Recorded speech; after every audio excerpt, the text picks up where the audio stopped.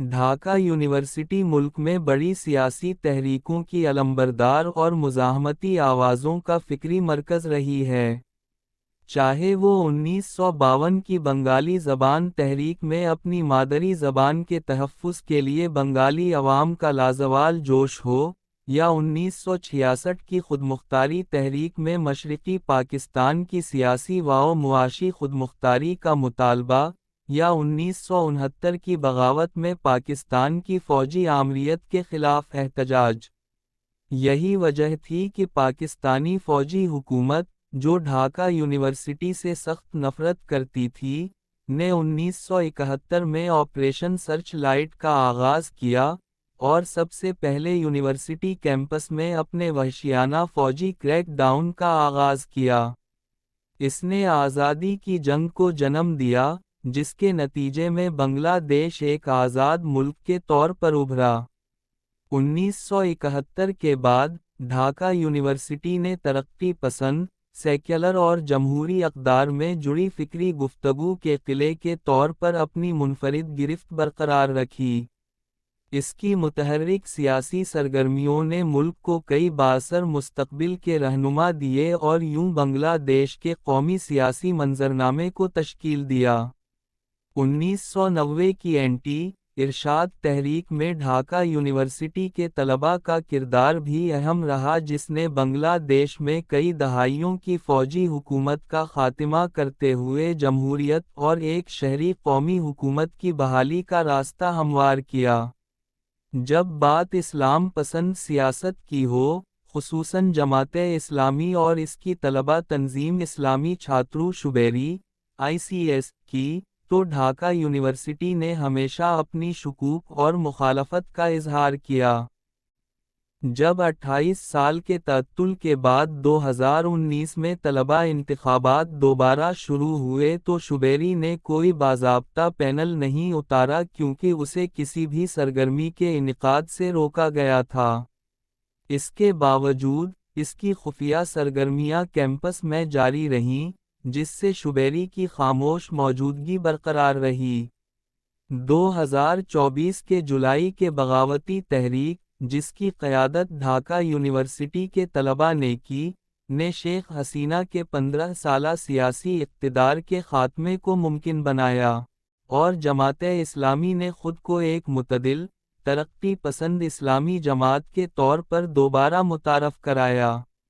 اسی طرح، شبیری دوبارہ کیمپس سیاست میں داخل ہوئی، اب کھلے عام اپنی سرگرمیاں منظم کر رہی تھی اور حالیہ انتخابات میں حصہ لیا، جو ICS کے لیے پہلا موقع تھا۔ ڈھاکہ یونیورسٹی میں ICS کی سیاسی موجودگی کو نظر انداز نہیں کیا گیا۔ یونیورسٹی نے سخت احتجاج اور مظاہرے دیکھے، خاص طور پر بائیں بازو کے طلباء کی طرف سے، جماعت کے رہنما ATM اظہراللہ سلام کو 1971 کی جنگی جرائم کے الزامات سے بری کرنے کے خلاف۔ انہوں نے عبوری حکومت پر آزادی کی تاریخ کو دوبارہ لکھنے اور جنگی مجرموں کو بحال کرنے کا الزام لگایا۔ DUCSU انتخابات کئی وجوہات کی بنا پر نمایاں ہیں۔ یہ پہلا انتخاب ہے جس میں اب ممنوعہ عوامی لیگ کی طلبہ تنظیم چھاترو لیگ نے حصہ نہیں لیا، جو اب تک ڈھاکہ یونیورسٹی پر غالب رہی تھی۔ اس نے BNP کی طلبہ تنظیم جتیتوابادی چھاترو دل (JCD) اور ICS کو مرکزی حریف کے طور پر چھوڑ دیا۔ برسوں کی تنہائی اور بدنامی پر قابو پانے کے لیے، شبیری کو وسیع تر اپیل کی ضرورت تھی۔ اسی وجہ سے، ICS نے یونائیٹڈ اسٹوڈنٹس الائنس کے نام سے ایک پینل تشکیل دیا، جس نے مختلف طلبہ آوازوں کے اتحاد کو پیش کیا، جس میں شبیری کے وفاداروں کے ساتھ ساتھ وہ آزاد طلبہ کارکن بھی شامل تھے جو عوامی لیگ مخالف جذبات سے ہم آہنگ تھے، بجائے اس کے کہ وہ ایک جانبدار بلاک کی طرح ظاہر ہوتے۔ یہ انتخاب BNP اور NCP دونوں کے لیے ایک جگانے والی کال ثابت ہوا ہے۔ تاہم DUCSU انتخابات تنازعات سے خالی نہیں تھے۔ انتخابی ضابطہ اخلاق کی خلاف ورزیوں، بے دریغ اخراجات، ووٹروں پر اثر اندازی، ووٹوں کی گنتی میں بے ضابطگیوں اور انتظامی جانبداری کے الزامات عائد کیے گئے، جو شوبیری کے حق میں تھے۔ آزاد طلبہ پینل کی نائب صدر امیدوار امامہ فاطمہ نے اپنی امیدواری واپس لے لی اور ووٹوں کی گنتی کی رات کو DUCSU کے بائیکاٹ کا اعلان کر دیا، انتخابات کو شرمناک حد تک دھاندلی زدہ اور انتظامیہ کو شوبیری کے وفادار قرار دیا۔ اس کے باوجود DUCSU کے چیف الیکشن کمشنر نے صرف یہی یقین دہانی کرائی کہ طلبہ کے خفیہ ووٹنگ کے حقوق کو یقینی بنانے کے لیے تمام اقدامات کیے گئے ہیں۔ DUCSU کا مینڈیٹ اس سمت کی نشاندہی کرتا ہے جس کی طرف فروری 2026 کے متوقع قومی انتخابات جا رہے ہیں۔ اسلام پسند سیاست اور جماعت کے وسیع تر عزائم کو فروغ مل رہا ہے، باوجود اس کے کہ اس کی قومی سیاست میں موجودگی برائے نام ہے۔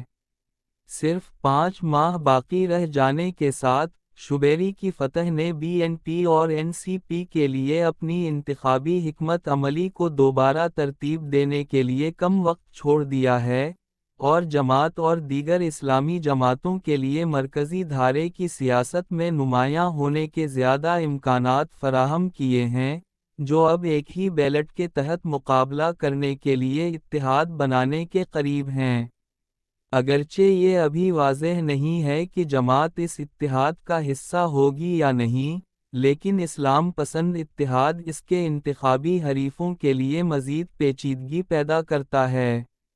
بلا شبہ، 2026 کے انتخابات بنگلہ دیش کی متزلزل جمہوریت میں تبدیلی کی ممکنہ سمت کو متعین کرنے کی کنجی رکھتے ہیں، جس میں موجودہ آئین کی قسمت بھی شامل ہے۔ بنگلہ دیش کی اسلام پسند سمت مستقبل میں ڈھاکہ کے ساتھ سفارتی تعلقات کے راستے کو سنجیدگی سے متاثر کرنے کا امکان ہے اور پچھلے 1.5 دہائی میں قائم ہونے والے پیداواری تعلقات کو بڑا دھچکا پہنچا سکتی ہے۔ یہ دیکھنا باقی ہے کہ آیا ڈھاکہ یونیورسٹی میں موجودہ سیاسی تبدیلی آنے والے انتخابات میں بھی انتخابی پہیے کو اسی سمت میں موڑ دے گی۔